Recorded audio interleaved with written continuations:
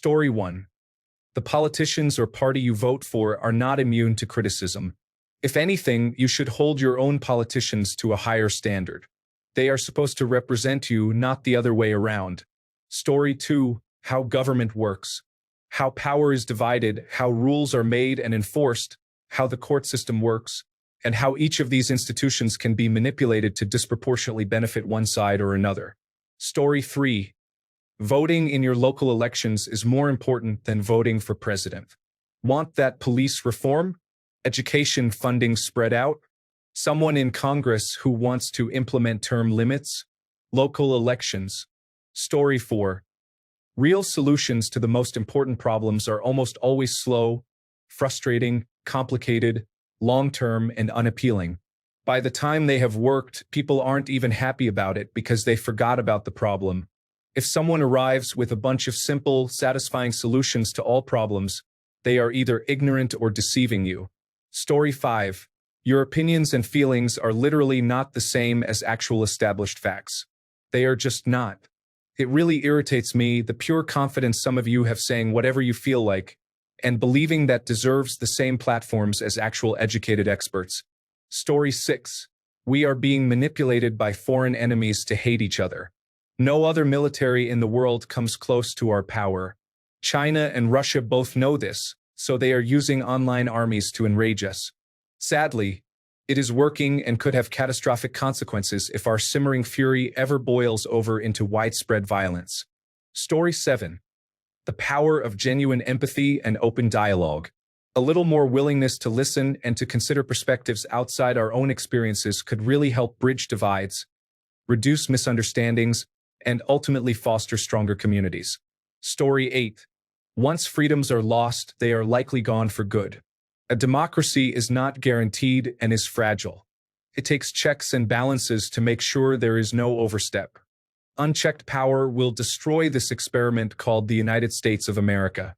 Story 9. We are very dependent on what happens in the rest of the world. Americans seem to want to believe we can put up the walls and forget about the rest of the world. But from the temperature of the ocean to the price of semiconductors, what happens across the world affects us.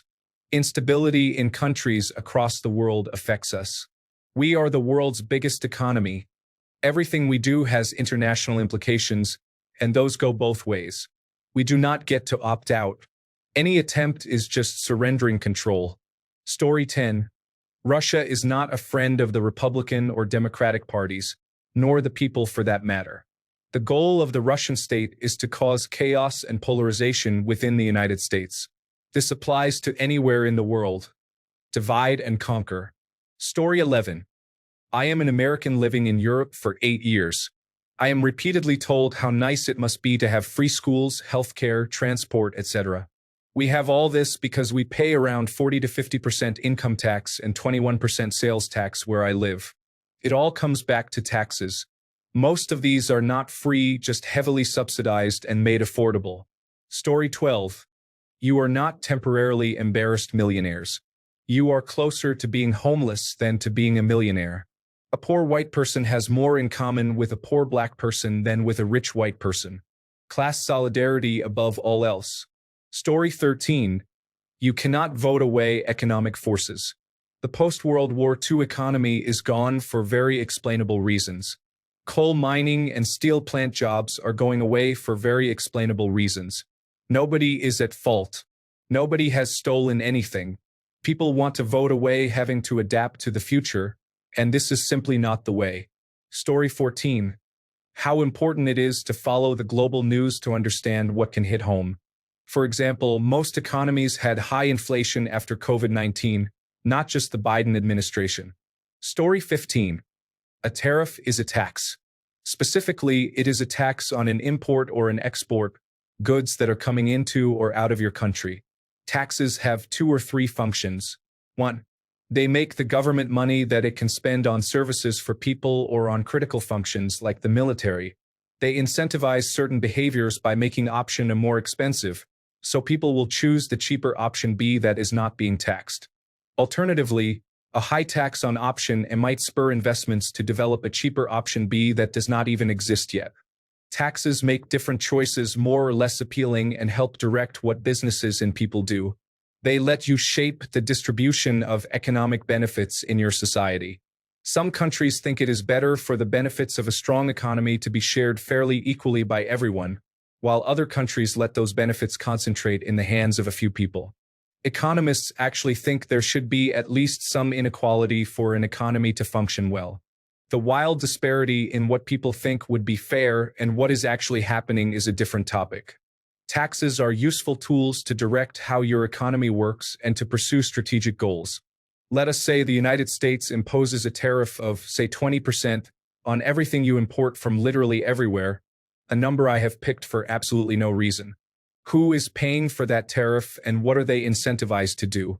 Let us say I am a company in the United States that needs computer chips. Now there is a 20% tax on computer chip imports. That increases my costs a lot. I am not going to just absorb that cost. Why should I? I am a company and I am here to make money. So I increase the price on my televisions and cell phones and laptops and computers and monitors and cars and drones and LED light bulbs and robot vacuums and smart fridges and everything else I make that has computer chips. The things you are paying for. The tariff on imports is now a tax on you. This is called the incidence of tax. When you tax something, who is ultimately paying that tax? Why do not I find cheaper computer chips, you ask? Maybe some made in the United States? You should check out the Wikipedia page for semiconductor industry and look at the first graph on that page.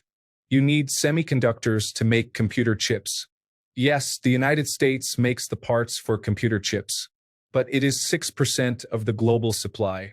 23% of semiconductors are made in Taiwan, a major trading partner that is a small country the United States is protecting from China, which sees Taiwan as its territory. Why do not I invest in making computer chips in the United States?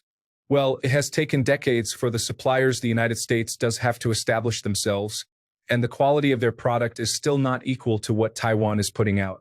And even if I did, I need money to make that investment, so the cost of my products still goes up.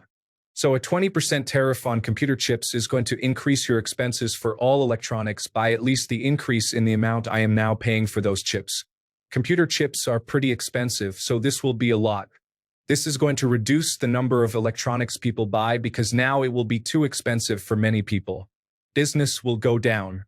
To turn a profit, I have to raise prices even more. This cycle of increasing prices and lowering demand will lead to a recession if it is unchecked. But that is not all. Foreign companies the United States is taxing with this tariff wanted to sell their goods to me, and were very happy with all the business that is now drying up. The United States just harmed them by doing all this, and that makes the countries these companies are from upset. So what are they going to do? They will put tariffs on goods coming from the United States.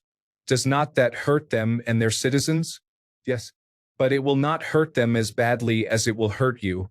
These other countries are going to be smart and pick the things they tax specifically to hurt you, the American consumer, so you will do something to make your government end its tariffs. This is called a trade war. In a global trade war, who do you think will win, the United States, which is a net importer of goods, or a country like China that exports all around the planet? My bets are on China. Not only are you going to pay a bunch more for all the things you need, probably when the trade war is over, these other countries will be able to extract concessions from the United States for causing all this trouble to begin with. Also, the United States has free trade agreements signed with many other countries. These agreements say that if the countries in the agreement make tariffs, the other countries can sue the taxing country to make them stop. So now your money is going to some lawyers to argue that the United States tariffs were legal on top of all of this. That is a lot of wasted money, expensive goods, and misery for consumers for no good reason. Not every tariff is bad. Sometimes you absolutely want to stop companies from overseas from selling goods here and protect a local industry. Almost every country has tariffs on food imports to ensure their own farmers are protected, both for the good of the agriculture industry, which can be very difficult, and as a national security concern. You may also want to have a tariff for a few years to help an industry develop without a lot of foreign competition, which is what our example with computer chips would probably lead to. And maybe that is something you want because you are worried about having a secure supply of computer chips, like if China were to invade Taiwan. But a blanket tariff of 20% on everything would not have a plan or purpose behind it. It would just make life for average people much worse for no reason. Story 16. Equality doesn't mean someone else is getting more or special rights than you. People need to mind their own business, focus on themselves, and let others live their lives. Story 17. That you can disagree without turning it into a full-on war. People get so riled up over the smallest political difference, and it's exhausting. There's no middle ground, no discussion, just everyone digging their heels in. Story 18. Voting is important. Dedicating time out of your day to understanding the issues is important. It's also okay if you don't have time to understand everything, and it's okay if you don't vote on everything and only vote on what you do understand. But voting matters. Story 19:1. Stop making stupid people famous. Celebrities are famous for what they do best, such as acting or sports, and not for their intricate knowledge of political views. The metric system is just plain better. Story 20. The country is very big, and it has a lot of different cultures and landscapes. Because of this, it would be impossible to accurately generalize about the people. Story 21. That we no longer live in a country that was established for the people by the people. It is a business and has been run into the ground. Good luck, everyone. May the odds be ever in your favor. Story 22. This is going to be late, but stop thinking in terms of Hitler, Nazis, and Germany. Start thinking in terms of Franco and Spain. Because, from Canada, things look more like the split Spain faced. I say this partly because the left is broken up into smaller ineffective cliques, and because Franco's fascism leaned heavily on the religious values, etc. Story 23. Until modern vaccines, only about half of American children live to grow up. Get your vaccinations and stop listening to misinformation on the internet that wants to send us back to dying of diphtheria. Story 24. It's not cool to be uneducated and illiterate. It's outright deadly. Just because you're American, it doesn't mean you can immigrate freely into other countries just because you want to. Story 25. That the rest of the world exists. One of the most common things I heard over the past few years was about how expensive gas was, for example. And it's always a little funny hearing it from Americans because then they are like, it's $3 per gallon, that's insane. What is our government doing? Meanwhile, it's like $5 to $6 per gallon here in Canada and more expensive elsewhere since it's a global issue and not a United States of America thing in any way.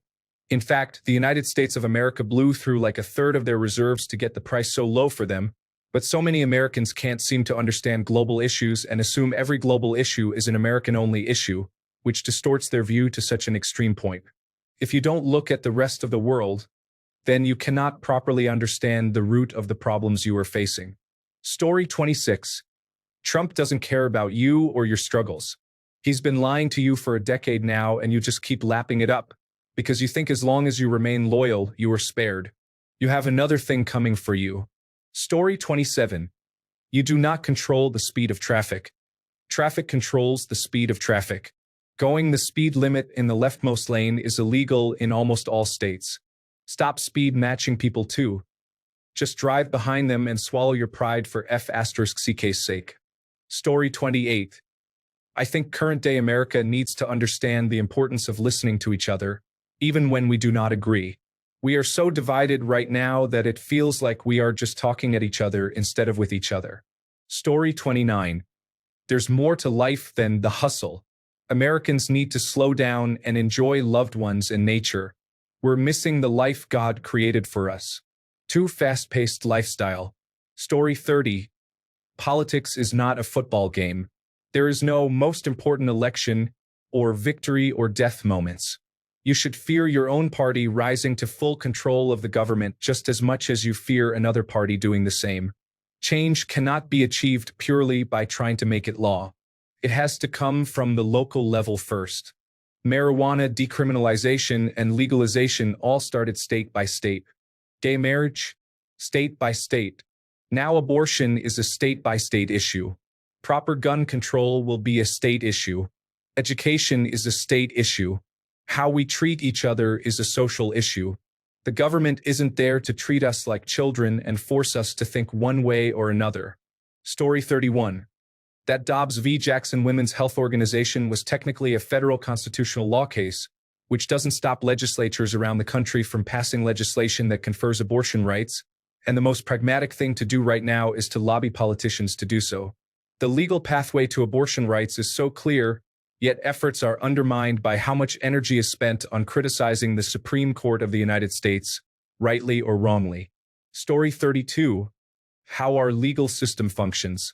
In order to secure an indictment, a prosecutor needs to present their evidence to a grand jury. Grand juries are random. Then the grand jury has to decide that there is a preponderance of evidence that the person committed a crime. So, for a person to be indicted for multiple separate felonies in different states for different crimes, for that to be a political plot is impossible. The scale of a conspiracy to get something like that to happen is unimaginable, considering I can't get people at work to agree on what to have for lunch.